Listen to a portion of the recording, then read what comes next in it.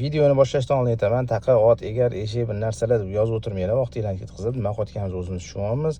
Buni egasi ham yaxshi tushunyapti. Xo'p, Malibu Kirol o'zining saloni rangidan, abagreiflar ishlaydi, kruiz kontrollar ishlaydi. Bu tomonga tablo qo'yilgan, primer tablo, davleniya shinalari ham ishlayapti, zazorlari cho'tki kelgan.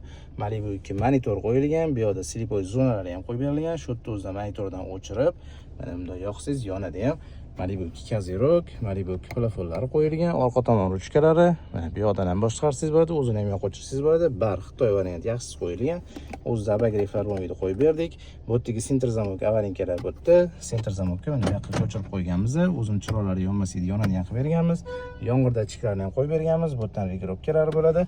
Hop, paktroniklarni ham qo'yib berganmiz. Mana zavod bo'lib ishlaydi, ko'ryapsiz. JM original narsa qilingan. Hop, barra ruchniklarni ishlaydi. Topdim, tushirdim. Вообще tez ishlaydi. Bunaqa sifatli xizmatlar uchun albatta avtomodelinga murojaat qilavering. Salomat bo'linglar.